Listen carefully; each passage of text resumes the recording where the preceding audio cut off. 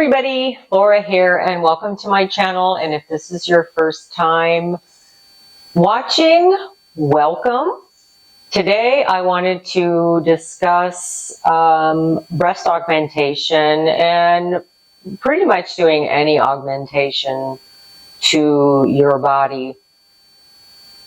I have decided, as you may have known from my previous video about changing out my implants, I am going to be going down quite a bit actually. Currently right now I have 450 cc's.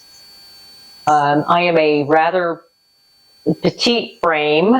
I'm 5'4", roughly about 114-ish pounds. I'm not, I don't have a very large chest cavity area. So I am going to be going down to, right now I'm thinking probably 375 or 350, just enough to still have some cleavage.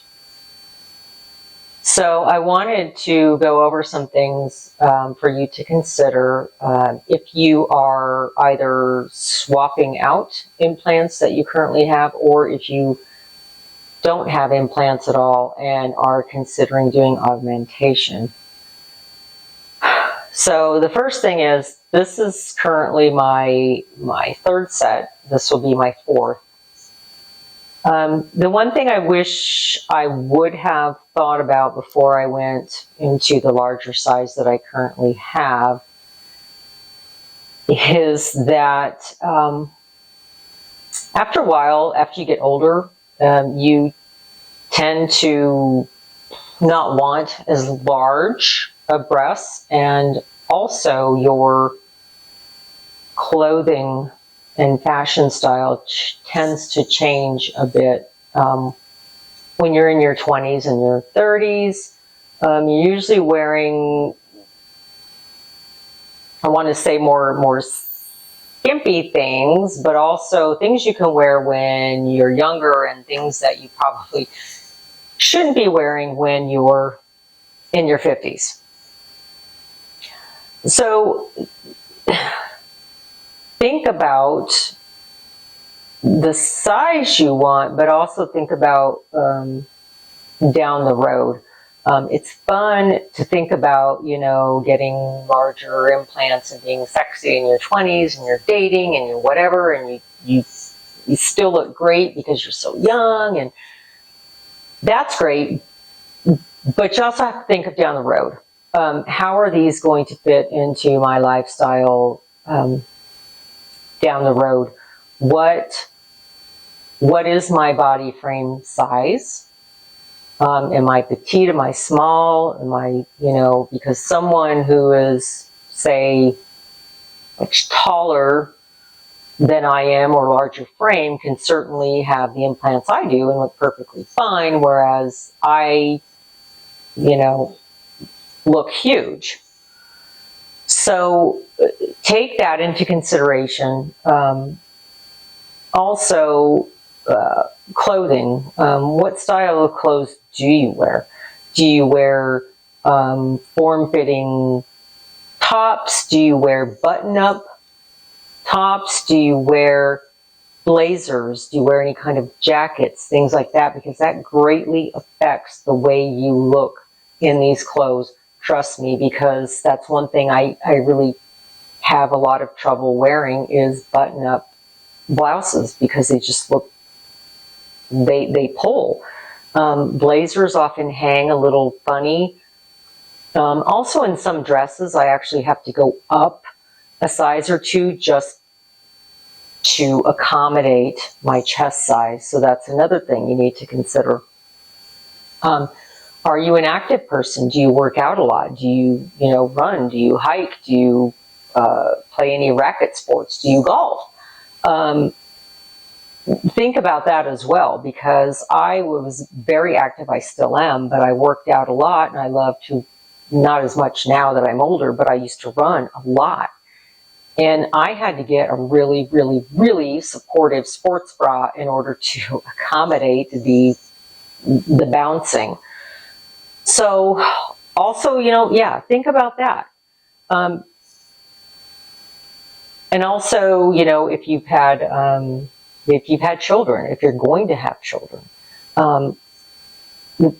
think about how that's going to be. If you got large implants and then you want to have kids down the road and you got pregnant and, you have even larger breasts, or you may have to still get a swap out of implants or even a breast lift later on anyway.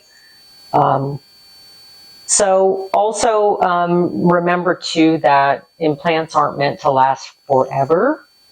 And I don't know if you've been looking, but the price of implant surgery has gone up exponentially since when I first had mine done. So swapping out, it becomes a, I guess, a kind of an expensive accessory on your body, because you are probably going to have to swap them out depending on your age when you get them. So you're talking 10, 12,000 probably.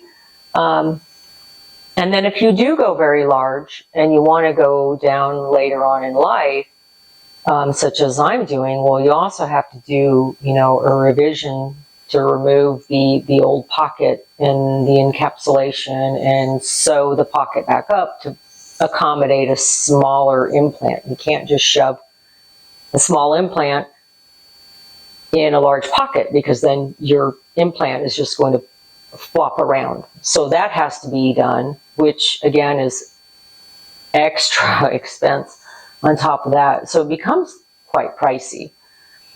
So that's another thing to consider as well. But I mean, any augmentation you're doing to your body, whether it's, a bicep implant, a butt implant, or whatever you're doing, just remember that these things are, although they're not permanent, they definitely make permanent changes to your body if you have them long term. I mean, if you put them in and you take them out in a short amount of time, you'll probably be okay. But anything you're doing, as far as even, people are putting implants, cheek implants and chin implants, these things are there. I mean, and you have to think about, as you age, how is it going to age with you?